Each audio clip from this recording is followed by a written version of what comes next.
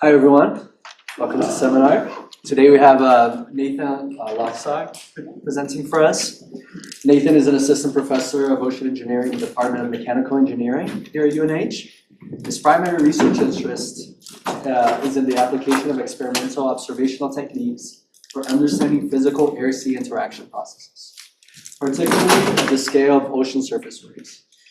Prior to his arrival at UNH in the fall of 2020, he was a postdoctoral research scientist at Lamont Doherty Earth Observatory of Columbia University. He received his PhD in 2016 at the University of Miami's Residential School of Marine, is that right? Residential School of Marine and Atmospheric Science. You might know him from some of the classes he teaches. He teaches heat transfer from ME students, waves and tides for ocean engineering undergrads and grads, and the air-sea interaction elective also they continue. Thank you. Welcome our presenter. Thank you very much.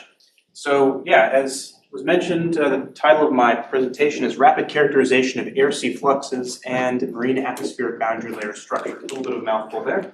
Before I start, this work is being supported actively by the Department of Energy, hence the logo. I don't know if you can see that in the corner, it should have been a bit bigger. Very fortunate to have their support. It's been awesome working on this project the last 12 months or so. Okay, so I guess also before I start, I'd like to mention the team. This is really the first project that I've not maybe led as an overall lead, but at least a subset where I've had such a great team working with me under my leadership. Jane Schwager and Tristan Colby, Tech 797 students, Bachelor of Science of Ocean Engineering grads. Jane is continuing on as a master's student in ocean engineering. Ethan, Eleni, and Adam, undergraduates in ocean engineering. Really, really helpful in getting the buoy ready to go, preparing, I say the buoy, I'm preempting what's going to come, and preparing our research aircraft for operation. And the Goksu Devarchi has been helping with getting us airborne as well. On the right-hand side, the research staff, Sean, Mark, essential. The buoy would not have gone in the water without Sean wrangling every last piece of hardware and getting everything to fit together really, really well. The buoy is still alive as we speak and transmitting data back. And the transmitting part is a big part to Mark's work and programming the data logger and allowing us to do the real-time rapid characterization that I advertised. And then John Hunt made sure that the buoy went in the water without a hitch. And I'll show you some photos from that deployment. Okay. So one thing that I like to do, I don't know if it's a little bit too self-serving, but I like to go back to the title and justify how I named the presentation. So I'm going to leave the rapid characterization until the very end and focus to start on air-sea fluxes and marine atmospheric boundary layer structure. So those two pieces of information, if you were to obtain them in a coupled ocean atmosphere system, would give you information on how, given a certain level of wind forcing and air temperature and pressure and water temperature and all that, how that system would evolve before you.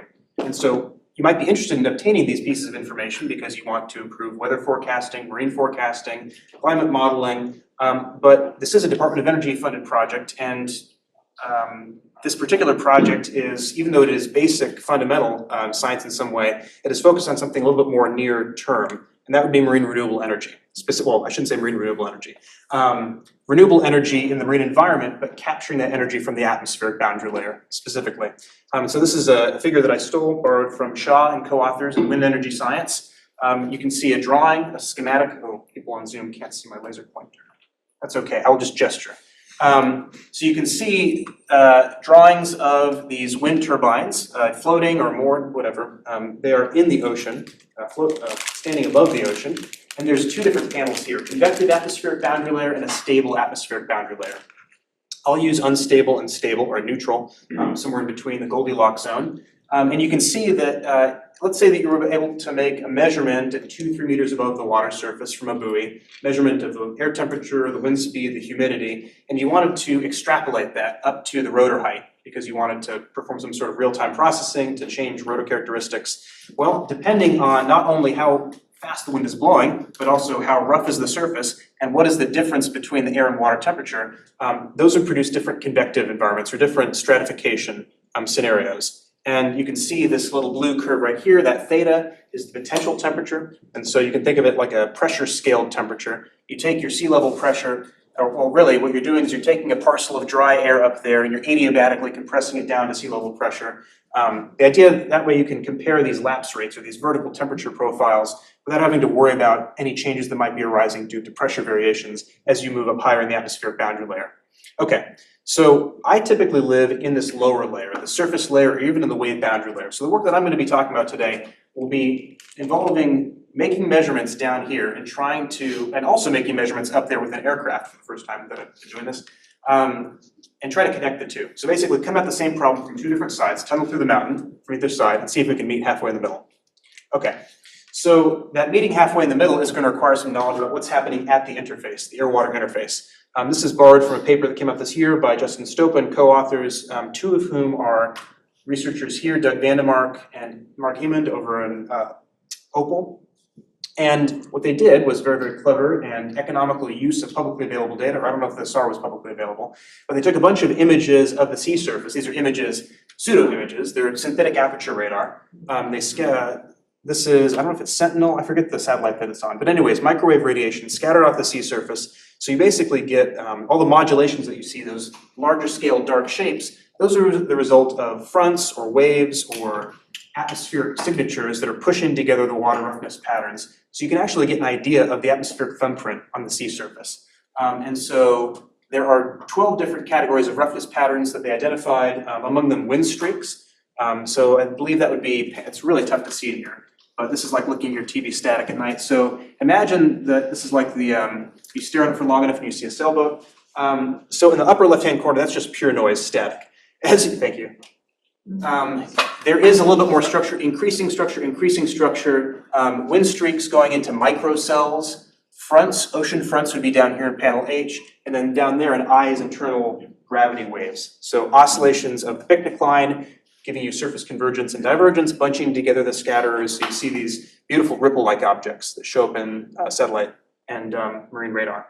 Okay, so it's not sufficient, take a little bit of a step back. The key part is that one of the key takeaways in my view was you can look at these qualitative categories, internal waves, there's nothing on the surface, or on the other end, you have microcells or wind streaks, and those objects qualitatively, they align themselves in this parameter space, which it is called the Richardson number. So the Volk-Richardson number described here, this G over temperature, so this is a G, the acceleration due to gravity, over your virtual temperature at 10 meters above the water, air temperature above the water. You have a measurement height, so that'd be just 10 meters, and then an air-water temperature difference over the wind speed squared. Okay, so you can think of the Volk-Richardson number as a balance between potential and kinetic energy. It might also be instructive to view it as a balance between buoyancy and shear.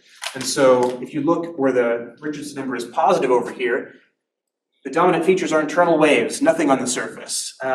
Basically, you have an environment where you have shear suppressing the buoyancy. And on the other side of things, you have microcells and wind streaks where you have a very convective environment. Okay, so it's going to be our task to use this information to help guide us as we're trying to connect our surface measurements, or measurements of surface flux, which we're going to get a turbulent Richardson number, or something like the turbulent Richardson number, and we're going to connect that to the structure of the atmospheric boundary layer above our measurement site. Okay, so it's not simply enough to just make a measurement of, I like this little drawing, to make a measurement of some profile, so this would be the wind speed over the water surface. You also need to take into account what is driving the structure, essentially. So the exchange of momentum between the atmosphere and the ocean, you can think of that as a momentum flux, so the rate of change of momentum per unit area.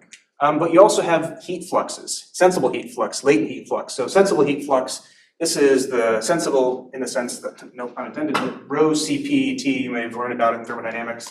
The idea is it is heat that is associated with temperature in an object, whereas a latent heat flux is a heat flux that is associated with a phase change. And so these fluxes, they should not challenge your intuition too much. Like I mentioned, a momentum flux, a time rate of change of momentum, well, that's force from Newton's second law per unit area. There's the meter per meter squared. A heat flux, watts per square meter, watts per square meter. So these are the sorts of things that we want to measure in the atmospheric boundary layer very near to the surface. It's not sufficient to just measure the wind speed or just measure the air temperature or the water temperature. Those give you bulk information, which you can use to parameterize the fluxes, which is a very powerful tool. But we're going to try to get a direct computation of these turbulent fluxes. And I call them turbulent fluxes, which is not just to scare you, it's because these are mediated by turbulent processes in the atmosphere and the ocean. But every time you say turbulent, well, okay, how are we going to quantify that? You can't just use it as a scare, something to scare people. It's really no mean feat to calculate a turbulent or to quantify a turbulent flux. And the way we're going to attempt to do it is through a Reynolds decomposition. And so if you take your use of I, that could be a downwinds velocity, a crosswind velocity, a vertical velocity. We're going to decompose our velocity field into a mean and a turbulent fluctuating component, into mean and turbulent fluctuating components. And what that might look like is, let's say you had an anemometer in the atmospheric boundary layer, and you're measuring a mean wind speed of about 3 meters per second with a little bit of fluctuation on top of it. Okay, so U, in just the solid lowercase u, would be in violet. In teal, I've outlined, it was kind of tough to see that over that dash mark, but right in the middle of that undulating or fluctuating violet trace is capital U, which is the mean downstream velocity. And then you have this U prime, which is the fluctuating turbulent component. So if you want to see how the sausage is made, you could, if you're a student, take ocean hydrodynamics with Dr. Mandel in the spring. I believe she goes into great detail on Reynolds average Navier-Stokes and taking these creatures, U prime, V prime, W prime, and Cartesian coordinates, putting them into Navier-Stokes equation, and then out pops a bunch of quantities of interest. You can do the same thing with transport equations for virtual potential temperature and specific humidity. And what you end up constructing when all the smoke clears, making assumptions that you're in an area with no mean advection, there's zero body forces, you're in a constant flux layer, so you don't have vertical stress divergence. Essentially what pops out is you're able to recover these turbulent fluxes, momentum, sensible, and latent heat. And the way those are constructed is, I'll parse this piece by piece. This top part is a vector quantity. I mean, these come from the components of the Reynolds stress tensor, but I'm representing it in vectorial form. So tau with a vector on top of it, that'd be a shear stress, that'd be the downward transport of forward momentum. There's a component in the streamwise coordinate, or in the streamwise direction, that'd be U prime, W prime. It is the covariance of your turbulent fluctuating quantities in the vertical and the downstream. And so we also have this off-wind component, V prime, W prime. And so if that V prime, W prime is not zero on average, you would say that you have a non-zero stress angle. So the stress vector is not aligned with the velocity vector. There's a bunch of physical reasons why that could be the case. I'm not going to get into that today. This U prime, W prime with the angled brackets, really that is an ensemble average, but I'm taking a time average. There's some assumptions that are baked into that. That is a covariance. It's the covariance of two fluctuating terms, and those fluctuating terms represent turbulent eddies, some characteristics associated with turbulent eddies. So we call this technique eddy covariance. We're co-varying the eddies, or some people call it eddy correlation. I prefer eddy covariance. You can also reduce this into a single scalar. Tau, the shear stress, is rho A, rho air, the density of the air, times this friction velocity squared. And the friction velocity is you take stress and you turn it into a velocity scale. And that's going to pop up again. Okay, so we can do something very similar with sensible heat flux. We have this covariance and then the density and something else out front. So I should mention that U prime, W prime, V prime, W prime, the theta sub V prime, so that's a virtual potential temperature. So that is your potential temperature that I talked about, but it's the virtual one, so it includes a little bit of information about humidity in it. These are called kinematic fluxes. So you're probably familiar with the kinematic viscosity. You multiply the kinematic viscosity by the density, you get a dynamic viscosity. You take your kinematic flux, you multiply it by density, you get a dynamic flux. But with heat fluxes, like sensible and latent heat flux, you can't just give it to me in rho A times this covariance. You have to include a specific heat or a latent heat of vaporization. Joules per kilogram Kelvin, that makes all the dimensions work out, and you have now your heat fluxes in watts per square meter. And you're getting that not from any measurement of an air-water temperature difference or a velocity profile. You're getting it from the covariances of the turbulent fluctuating quantities. So in a sense, it is the direct approach. Okay. So let's connect those fluxes to the marine atmospheric boundary layer structure. This is where you go from somewhat esoteric to the larger scale, possibly higher impact part of this. Okay, and for that, I'm going to invoke Monin and Obakov, two Soviet meteorologists who did their work back in the 40s, 50s, I think were active into the 70s, if not later. Without going too much into the weeds, Monin and Obakov said that the structure of mean velocity, temperature, and humidity in a constant flux layer, so the lower couple hundred meters of the atmospheric boundary layer, or the atmosphere, can be determined by 4 fundamental scales. So basically they're saying that if you want to make a cake of the atmospheric boundary layer, you just need 4 ingredients. You need to know the friction velocity, you need to know the buoyancy flux, so the tendency of motion, differential heating to cause buoyant rise velocities, that sort of thing. You need to know how high you are above the Earth's surface, just plain old Z. And you should know something about the buoyancy. So that would be the acceleration due to gravity over this, looks like an O with a bow tie, that is an uppercase theta, that is a potential temperature, the mean potential temperature. I said there were 4 fundamental scales. Why don't we add in a 5th one? That would be the shear, so du dz, the vertical gradient of the horizontal velocity. And then they took out the hammer for every nail, which had been developed about 30 years prior by Buckingham's pi theorem. This sends a shiver down the spine of undergrad fluid students here. The idea is they said, well, what constitutes these quantities, these fundamental scales, are 3 fundamental units, length, time, and temperature. And what I do is that I take the 5 fundamental scales and I subtract the 3 fundamental units, and I can construct 2-dimensionless groups that relate these quantities amongst one another. And from that, somewhat brute force approach, I can pull out meaning and some clarity and similarity. Okay, the way that it's done, one of these dimensionless groups is this parameter zeta. It's the stability parameter minus z over L. We separate out z and L. L is this Obakov length scale. And so this zeta stability parameter looks a lot like the Richardson number from before. You've got your buoyancy in there. You've got a buoyancy flux. Instead of a velocity squared, you have a friction velocity cubed, but then the units all shake out in a way. Essentially, this you can think of as the height at which, that would be the height at which buoyancy and shear are in balance with one another. And we're going to use the stability parameter to characterize the stratification in the atmospheric boundary layer. Okay, so that's one of our dimensionless groups. Another one is this dimensionless gradient, phi sub m. It's also called the dimensionless universal function. You take von Karman's constant, 0.4, multiplied by the measurement height, divide it by your turbulent friction velocity, and then multiply that whole thing by this shear, and you get a dimensionless gradient. Now the idea, it's called a universal function, so it should be universal. It is a function of zeta, this z over L. So basically, it should take a particular form it should take a particular form for a certain value of zeta, the stability parameter. So you compute zeta, the stability parameter, you get a dimensionless gradient, and all you need to know along the way is this turbulent velocity scale. Okay, so you do this for momentum. If you add to that initial ingredient list of fundamental scales and units, you can add temperature to that and humidity. I'm not going to try to inundate you and go into all of this. Suffice it to say that we have obtained this dimensionless group that helps us to characterize the stability of the stratification of the atmospheric boundary layer, and then these dimensionless gradient functions. The idea is those are universal. Those should be the same for all cases on Earth for a particular value of the stability parameter. And then what you would do is take that piece of information. I'll use the momentum side as an example. You would get your turbulent fluxes. You would compute your stability parameter from the things that you're measuring in the atmospheric boundary layer. You would grab a universal function.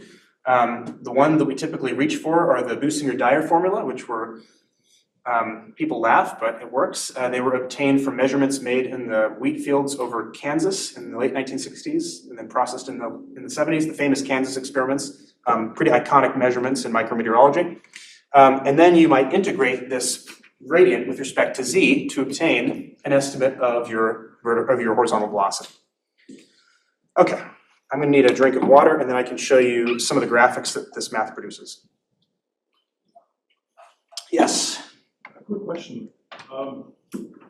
Why do you call the friction velocity a turbulent scale? Typically for a smooth wall, that is not a turbulent scale. That is a non-turbulent parameter. Fair enough. Right. So I think what I was trying to do was have a little bit of similarity of my own. and say that we have these creatures theta star and q star, which are turbulent temperature and humidity scales, and the analogous velocity scale would be u star. But you're right, yes, as you get down to the skin layer, which we don't really have the luxury of doing in practice out in the field, but yes. You don't really have any ocean, so it's. Yeah, there's also the fact that, you know, Reynolds numbers are tend to, I mean, I guess that's a separate question, but yeah, we're always in a turbulent, almost always in a turbulent environment. I guess you could make the argument, once you get down to the viscous sublayer, you make a measurement of friction velocity, you might be able to say, okay, well, we're in a smooth wall now. Sure. But it doesn't really exist in that nature. I would say so. I think part of it was me just trying to create different columns for the sake of organization, but you're right, that's maybe not the best practice to call that a turbulent velocity scale. Thank you. And is the whole layer constant, it's constant flux in all three? That is the assumption that we're making here, yes. And I'm going to show a graphic that will violate that because I'm going to extrapolate these outside of where you would normally do that. Okay, so what I'm going to do is take a measurement, or I'm going to create a measurement out of thin air of the wind speed. I'm going to say that I've measured 4 meters per second at a height of 3 meters above the water, and I'm going to give it a particular value of friction velocity. And then I'm going to put my thumb on the scale and modify the Obukov length.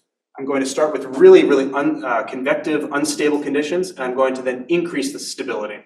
So red would be unstable, that tan or beige would be neutral, neutral stratification, and then this blue curve would be stable, stably stratified.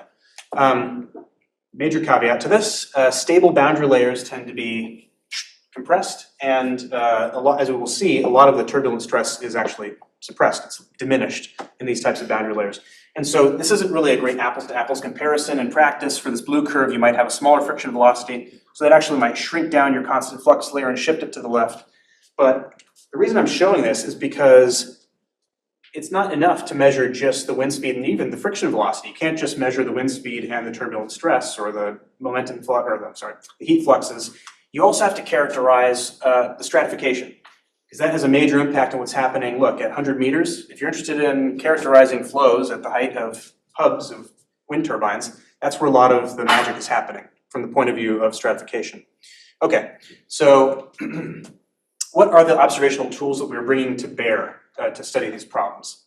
Okay, so our wish list, if I can write it down again, we want the turbulent stress, or we want the shear stress, the wind stress, how about that, that's better. The wind stress, which is comprised of these components where I have a downstream and a cross-stream component, so that's in vector form. I have a sensible heat flux and a latent heat flux. In order to obtain those, I'm going to need a three-dimensional wind velocity, so UVW, or downstream, cross-stream, vertical. I'm going to need the temperature, and I'm going to need the humidity. And I'm going to have to sample them pretty fast. When I say pretty fast, we sampled at 10 hertz. Sometimes people do 20, 5 is too few. Really what you want to characterize, you want to measure fast enough, and you want your sampling volume to be small enough. Like you can have a sampling volume that's 10 meters by 10 meters by 10 meters, and you can sample it at 20 kilohertz, but you're just going to smear out all the turbulent eddies that you're interested in. So you have to be matched in spatial scale and temporal scale for this reason. So we balance that by getting a 10 centimeter nominal length scale sampling volume, and we sample it at about exactly 10 times per second. Okay, so that is going to give us our surface fluxes. How about the other side of the equation, or the other side of the bargain? That would be profiles, or soundings, of the mean wind speed, temperature, and humidity in the marine atmospheric boundary layer. And I'm grabbing this figure from Mart and Annual Review of Fluid Mechanics because I like the drawing. Obviously, we're not doing this over a terrestrial environment. So imagine that we've replaced those shrubs with waves. Okay. And you can see that what Mart was getting at was that your turbulent kinetic energy profile changes, but also in a stable, very stably stratified environment, you might see a low-level jet, which people get excited about. Very, very hard to predict, hard to contend with, hard to extrapolate from surface-level measurements. Okay. So our proposed solution, literally proposed to the Department of Energy and then proposed now to you, is to say, well, we're going to take a buoy, put it in the ocean, and on this buoy we'll put a bulk weather station. So bulk would mean we're going to use this information to parameterize the flux. So we measure wind speed, the mean air temperature, the mean water temperature, the mean sea level pressure, the humidity, the downwelling radiated fluxes. There are probably 15 other inputs that I'm forgetting about, like the planetary boundary layer height, there's other things that I'm not mentioning. Whether or not you're parameterizing the cool skin evaporative flux, anyways. What I'm going to spend most of my time talking about, or have spent most of my time, is the turbulent flux package. So that would be the direct flux calculation. So this would be the eddy covariance approach. Okay, how about the other part of it? Well, that would be, we would equip an uncrewed aerial vehicle, a UAV, in this case a quadcopter, with a weather station, a lot like the one that we put on the buoy. And that would be sampling as we go up in the atmospheric boundary layer to give us the wind speed, air temperature, humidity, pressure as we ascend. Really, in fact, as we go to different vertical levels, so we can characterize that vertical variation and then try to tie it into what we're measuring at the height of the buoy measurement site. Okay, so our study site will not shock you. It is the seacoast of New Hampshire. We make good use of our 13 miles of coastline. Right now, the buoy is chilling about 1 kilometer off of Odiorn Point, very close to shore. There are drawbacks to that. As we'll see, one of the benefits is that we can very easily fly a UAV over it. The old analogy goes that the person who lost their keys was looking under the lamppost, but they didn't drop their keys there. They dropped them somewhere else, but they were looking there because that's where the light was. We're hoping this is not one of those scenarios where we're putting our thumb on the scale and biasing the observations. The idea is we get actually a pretty nice range of conditions here. When I say nice range, I mean you get a rich parameter space of low to moderate wind speeds from a wide range of directions, onshore. We hope for onshore. We don't really like offshore winds that are blowing from land onto the ocean, because that means that whatever we're measuring is really representative of the roughness over here. But we get wind coming out of the south, coming out of the northeast, long waves that are growing over the Atlantic Ocean. And we're in 17 meters of water. So the non-local waves will be in intermediate or shallow water conditions, but the locally generated wind speed will be in deep water conditions for the most part. And that will give us greater latitude to extrapolate to other parts of the world. Okay, so this was what we put in the proposal, my little drawing that I drew, made in Inkscape. And this is what was sitting behind Morse Hall about a year ago.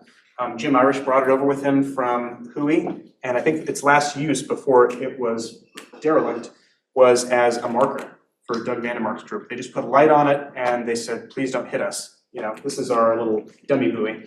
So we had our work cut out for us. As you can see, it actually works a lot more. It looks worse than it is because crucially, that well integrity had not been damaged. So it was fully intact. It could float. There are no major problems with it. It just needed a little bit of grinding and a fresh coat of paint. And so over on the left, Tristan Colby, in the middle, Jane Tradran, Eleni Daigle, who really gave it some elbow grease, resurfaced the buoy, and turn it from that targeted graffiti into something that you could actually put inside a wave tank or an engineering tank again. This is Jane and Sean preparing the buoy for one of our drop tests. This is a video of that drop test. Idea is to look at the dynamic response as it bobs up and down to infer the RAO, the response amplitude operator. So we can go from the displacement of the buoy into the actual free surface displacement. So displacement of the buoy is not exactly the same as displacement of the water. In order to go between the two, we need a transfer function, frequency dependent transfer function, probably second nature for many of you. Okay, so like any good undergraduate engineers at UNH, they have immersed themselves in SolidWorks. Very happy to see them go through this process. A couple new design elements. One of them would be the addition of this vane on the back. We wanted to use this ergoson. I'll get into what that is later, but for design reasons, that instrument can't just be put on top of the buoy. It has to be thrust forward, which means there's a preferred orientation of the buoy, which means we need to get this thing to vane into the wind, hence that large sail on the back of it. And then why not put a couple 100-watt solar panels on there to give us more juice? Okay, so on the top of the buoy, the crow's nest, as it were, we have a couple of different instruments, and these will satisfy our observational, or these have been satisfying our observational requirements thus far. The first one is the ergoson. Great name. Erga is an infrared gas analyzer. You have a transmit and receive infrared light source that is going to get absorbed in very particular bands. So it gets absorbed in CO2. There's an absorption band in CO2. There's an absorption band in H2O. You look at the power you send out, you look at the power you absorb, and then you have a model that will tell you what the concentration of water is along that path. And you can sample that quite quickly. You have a little chopper motor, discretize it, sample it at about 10 hertz alongside the velocities that you're getting from the sonic anemometer. Sonic anemometer, it's a line of flight system, time of flight system. So you've got actually 6 transducers there. So you've got three transducer pairs. Acoustic pulses are getting sent from one to its neighbor, and then you look at the time that it takes to go from A to B. With all three of them, you get the speed of sound. From the speed of sound, you can get the virtual temperature, because the virtual temperature is going to be driving that speed of sound, or a primary determinant of that speed of sound. And you also get your velocities u, v, and w. And then once you've measured what orientation the anemometer is pointing in, you can then reconstruct that into Earth coordinates and then into streamwise coordinates for computing your fluxes. Okay, so that is almost one-stop shopping, that Ergoson sensor, but it really needs help, a little help from this inertial navigational system. When I was going through grad school, we would just get a bunch of accelerometers and rate gyros and magnetometers and just do a bunch of post-processing. And now we've mostly outsourced that to an extended Kalman filter, differential GNSS receiver. So we're able to get a total position, velocity, and attitude solution. So we know, being spit out of the instrument, what the position, attitude, angle, and velocity is in that sampling volume. That would take me months in the past. You know, those of you who are in mapping, this is probably no big deal for you, but it's a big deal for me. I've used this on aircraft, but never on a buoy before. Also with the help of Semi-Dijkstra's ground station over on Newcastle Island, or the Maycor's network, we have centimeter scale RTK corrections. So we will know extraordinarily precisely where that sampling volume is at high update rate. And we have some metrics to demonstrate that. Okay, MetSense 600, this is the bulk weather station. This would be if you wanted to impress your friends and put a fancy pants weather station out on top of your roof that measure wind speed, humidity, pressure, temperature, precipitation. You can get one that measures lightning strikes. We didn't get that one. Okay, and then this SN500, this is measuring, this is a purgeometer and a pyranometer. That's giving you, or giving us, our downwelling radiative fluxes. So solar or thermal. So the one that's coming out of the sun, one that's coming out of just sort of ambient environment. The thermal one cracked, so we got a useless measurement there, but the solar one is really nice because it helps to give us an idea of if the conditions are cloudy or not, and then we can see if the battery drain is getting concerning, or oh no, it's just overcast, it'll recharge tomorrow. So today was really, really good for us, because yesterday I think we got like 125 watts per square meter, which is very, very, very small for this time of year, but all those overcast skies over the buoy starved us of energy. Okay, so this is something I was very happy that was done. This is Reynolds average Navier-Stokes, a RANS, very simple computational fluid dynamics model that was run over the solid object. That was used in helping us to sight the anemometer. We wanted to make sure that we weren't making a measurement inside of our own wake. That would be a terrible way to spend all this time and money on this and, you know, put the anemometer where it's going to be disturbed by mean flow conditions. And so that helped as we were determining where to site this instrumentation. Okay, inside the well, there's dry well. We put batteries, power bus with voltage regulators and diodes to make sure that we weren't discharging one battery to charge the other one, et cetera, if one of them failed. And then one CR6 data logger from Campbell Scientific was handling all of the acquisition and input-output across the cell modem, and a little bit of real-time processing too. Okay, so at the very end of it, our derelict buoy now looked like this. This was it back right before we deployed it, I think in late June, with everything adorned on the side of it except for a new coat of paint. Jane added the wavy side, and that's a pretty clever way to do the water line. Transported it over to Newcastle, hit it with a decal so people know that it's not Woods Hole anymore, now it's UNH, and we put it out on the UNH pier. And this was right in between, or when they dismantled the old crane and put the new one on, so we had to rent a crane truck, which was pretty nice because we were able to boom the buoy right out over the Challenger and drop it in between the Challenger and the Surveyor. It was pretty handy. Okay, so this is what that looked like. And then once it was in the water, it was basically ready to go. This instrument up there, the Ergoson, we did really not want to whack that on the A-frame. So what we decided to do, it maybe looked a little bit silly, but it was the safest thing to do, and that was to tow it. Take it for a little dog walk. So we actually dragged it out to the station, the several kilometers that it took to get from Newcastle out to south of Rye. And then this is a little photo of them paying out the chain, 50 meters of chain, a 3-to-1 scope, so that we'd have, basically if a storm came by, it wouldn't just make the sinker bounce. We don't want this thing moving on us. Okay, and that is it, final, and it's final, or final for the next month, resting place, that is my office phone number. So if someone gets angry, no one's gotten angry so far, thankfully, no disgruntled lobsterers trying to yank that out of the water or steal it. It does have a radar reflector, solar light, and so thankfully it appears on it'll appear on your radar chart. Next year we might put on something that transmits the position, so it'll appear on navigational marine radar overlays. I think that'd be a nice touch. Okay, that's enough of that. Let's get to the results. So I mentioned something about telemetry and rapid characterization. That was in the title of the talk. This is what is coming out as we speak. Actually, there should be a data file coming in. This is not from now, this is from July 9th, but we get the anemometer velocity. That would be, this is north, east, and up. That's in violet. Teal is the extended Kalman filter, so the motion pack. And then gold, whatever, yellowish, is the corrected anemometer. And so what you can do is use these, put them into a streamwise coordinate system, take a covariance or a co-spectrum, which is like a covariance density, essentially. So we can integrate overall frequency and obtain our turbulent stress that way. That hump that is being taken out in the correction process, that is the motion of the buoy due to surface waves. And this is a great qualitative test to make sure that we're capturing the ocean wave energy with the IMU and effectively accounting for it. Okay, so this is not just happening that didn't just happen for me to produce a graph. This is a video that I grabbed yesterday, screen grabbed from a computer in the lab. Every 10 minutes, a file comes in from the buoy to a storage server over in Morse Hall. Every 20 minutes, I automatically grab all those files, put them onto that computer, and it'll horrify some of you, but I'm using MATLAB. Export from binary into ASCII, read from binary into an intermediate mat file. And then we perform the motion correction algorithm and then write to blessed netcdf files. So the motion corrected time series, but then also the mean or the turbulent flux or the wind stress and heat flux for that particular run. And then it waits for 20 minutes and then it starts the cycle again.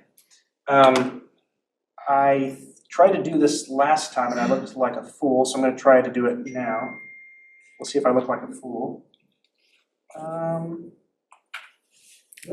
I mean, maybe I look like a fool, but not for this reason. So this is a real-time display through LoggerNet of the data that are coming in from the buoy as we speak. So upper left-hand corner is the pitch and roll in radians. Upper right-hand corner, north, east, and down, extended Kalman filter, and U, which is coming from the ergoson. This is the ellipsoid height, so basically you just take out the mean, and that is your vertical displacement of the buoy. And then a bunch of measurables. So I can peek in and see, oh, okay, are we losing anything? Nope, we've got 30 satellites, great. Our GNSS, our error is, where is that?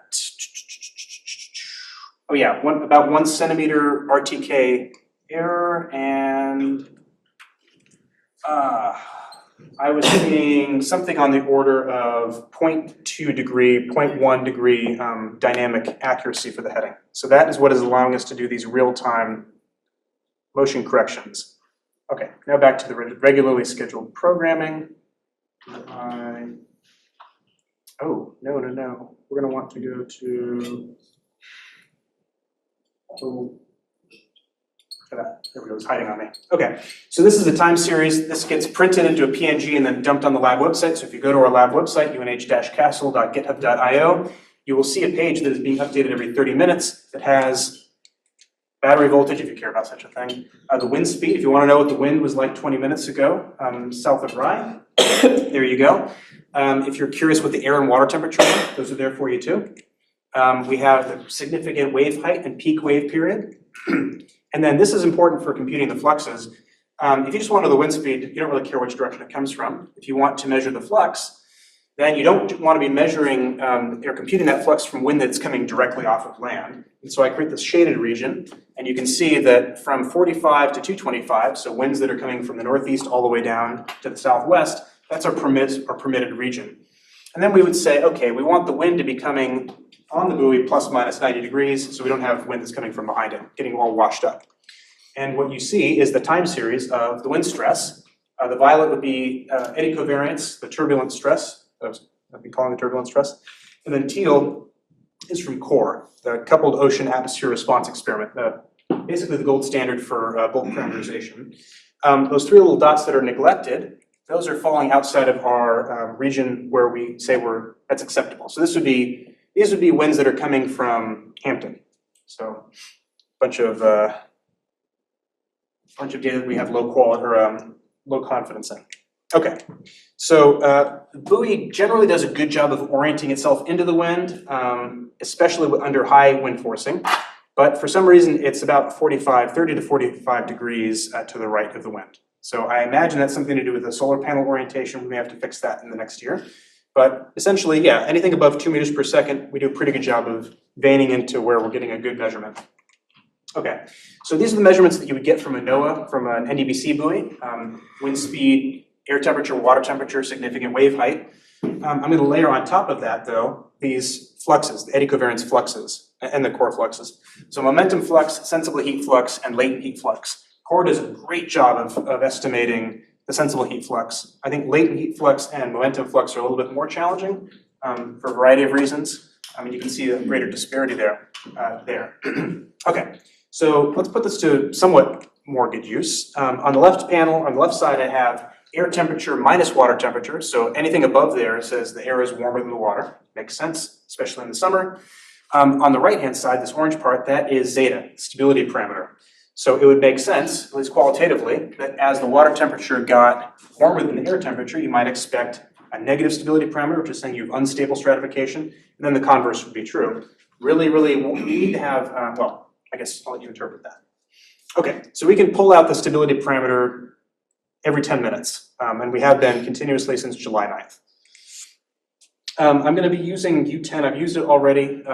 Essentially what we're doing is we're saying that we're making measurements in a layer where the velocity is varying logarithmically with height. And so we make our measurement at 3 meters. We take into account the friction velocity, U star, and then we extrapolate up to 10 meters. That's a typical reference height. Oftentimes you'll see U10N, U10 neutral, and that would be extrapolation to 10 meter with a stability correction. So essentially adjusting it to neutral stratification, which I have not done here. Okay, I'll say a brief aside on surface waves because I am fixated on them. These are the wave spectra that we pulled out of the buoy motion. We compute them to about 0.4 hertz, so 2.5 seconds, and then we get a very poor response, probably because of the size of the buoy. We'll learn more once we compute the RAO. Those of you who spend a lot of time looking at wave spectra might find this odd that I've discovered that as wind forcing increases, the peak frequency also increases, so I've invented some new wave physics. But really, I think that's just a depth effect. Anything from here over, you're in shallow water, everything from here over, you're in deep water.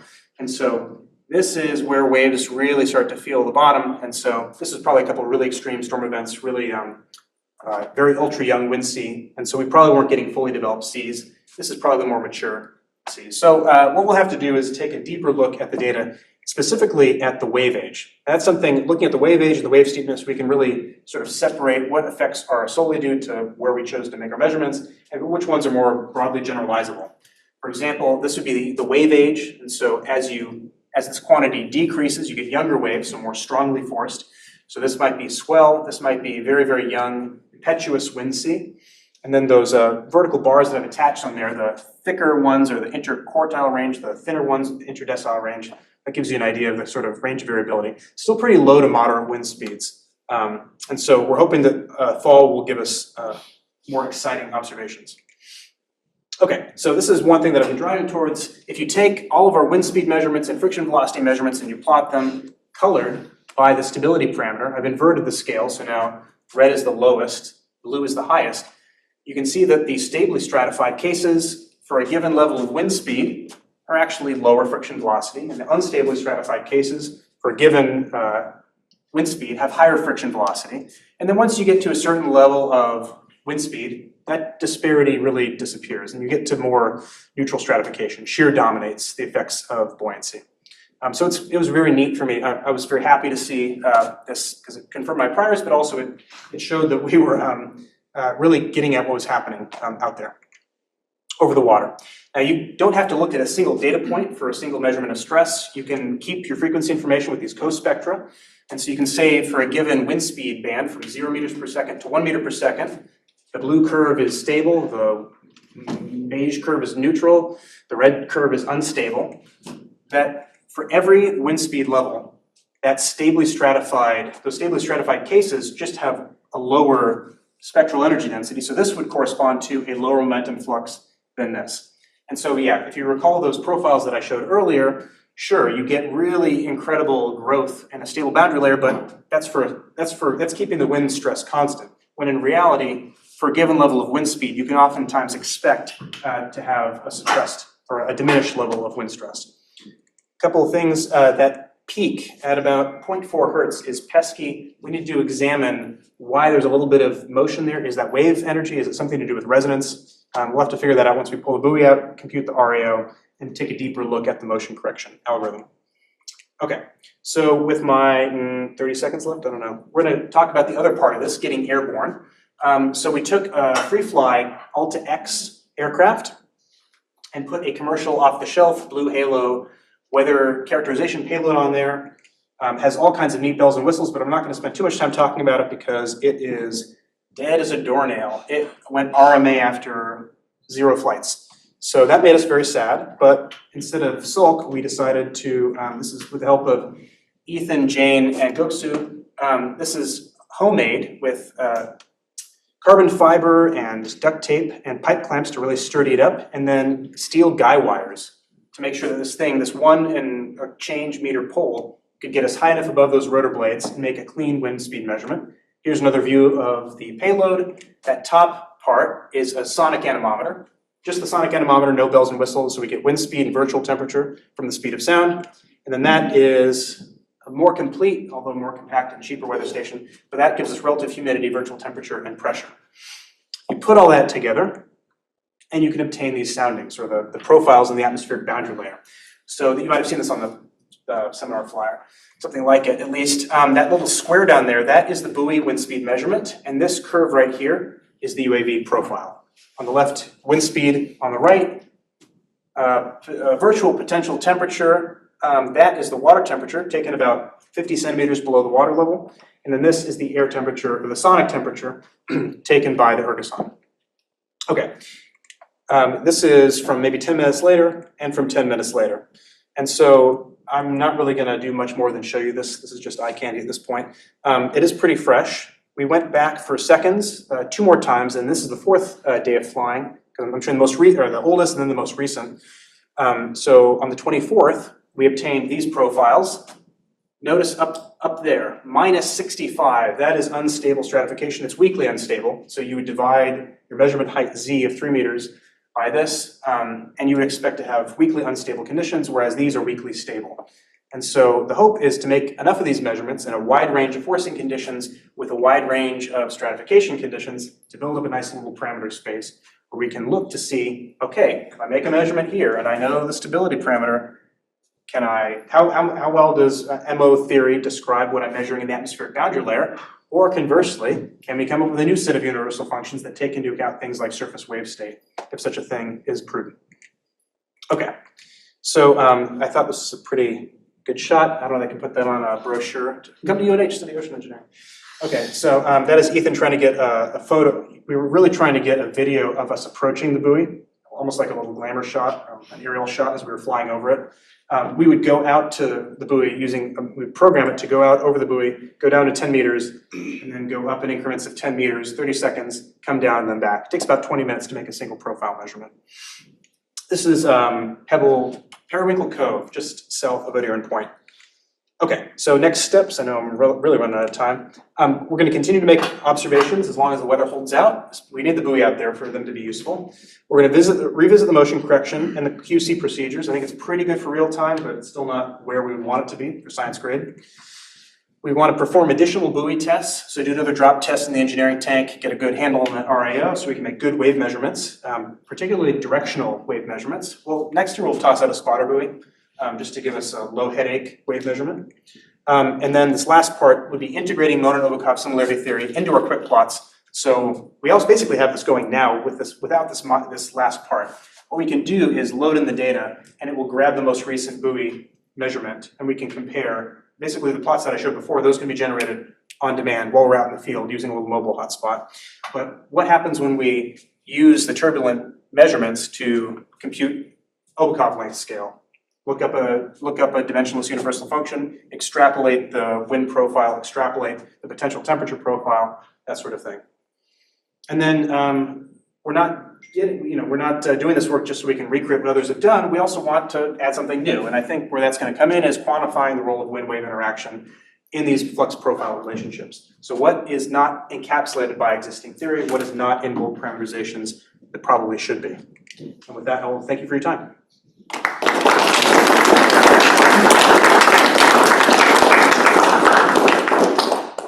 think we have time for a couple of questions. If anyone has any? Very nice. Practical question. Do you have a good method of verifying that how you're measuring anything with your sensor mass on the drone is actually not affected by the drone? Is it a good way to have a measurement close by? Is it a bit getting Yeah, that's a fly next to a lighthouse as a shoals or something? Yeah, I wanted to put a radar there and they said no because of the historical easement. So if I flew it, they might think of it as an attack if I flew an aircraft by them. But no, that's a great idea. I think the best answer would be to put it in the plenum in the FPF and to do some flow viz. So to release some smoke and basically try to have like a streamline rake and convince ourselves that those rotors are not creating a pressure gradient that's going to be giving us a systematic bias in our wind speed. I'd be most worried about the wind speed. Humidity and temperature, I think we're going to be okay, but the wind speed, I might be worried about the pressure gradient. Will we hear anyone if they're talking? Yeah. Chris, do we have any questions? No? They all fell asleep because there's no coffee. We did just get one question. Oh, cool. Really nice talk. Have you considered flying directly over the buoy to quantify the physical impact of the downwash on the surface variables? This is another question. Yeah, that's a good question. So we get 10 meters over the buoy, or we get 10 meters over the water, so about 7 meters over the buoy. So I think by the time we would have to be very unlucky to be sufficiently upstream so that wash would get advected into where the buoy is, the anemometer is, I think. Because if we're right over the buoy, by the time, if there is downwash, I think it would really have to be going pretty quickly to get down to the buoy. You know, if you had no wind whatsoever, maybe. I think that's what's being asked, right? The rotor wash affecting the anemometer on the buoy.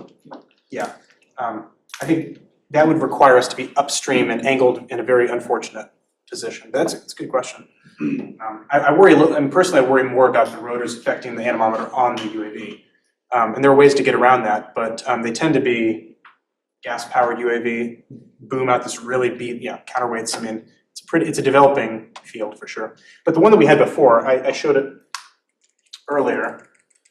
This was just not cutting the mustard. This was designed for maybe a matrice or something like a DJI that you could buy at Walmart. I mean, maybe a science grade matrice, but still, that's like 40 centimeters. And you'd really need really, really tiny rotors for that measurement not to be affected by your aircraft, I think. So we basically tripled the measurement height above the aircraft in the new one. Might have to go higher. Yeah. I don't know if this is something doable, but have you considered something similar to like a CTD cast where you could lower from a winch This reminds me of the and Sandlot. get even farther away from the rotor? Yeah, so we would like lower, so we would just fly and then lower. Fly as high as you can and then slowly lower the. That's a really good idea. We'd have to have a great IMU on there because it'd kind of swing like a It's gonna pendulum. swing around. And then we'd have to be able to retract it without us whacking a sailboat. I mean, it can get, that's a good idea. I think, something that one of Professor Thane's students is working on is trying to use the aircraft motion and rotor power supply rotation rate to infer the state, so the wind speed. So basically the aircraft is gonna try to get itself in equilibrium so that it's applying thrust on each motor to stay, at least, to keep from falling out of the sky, right?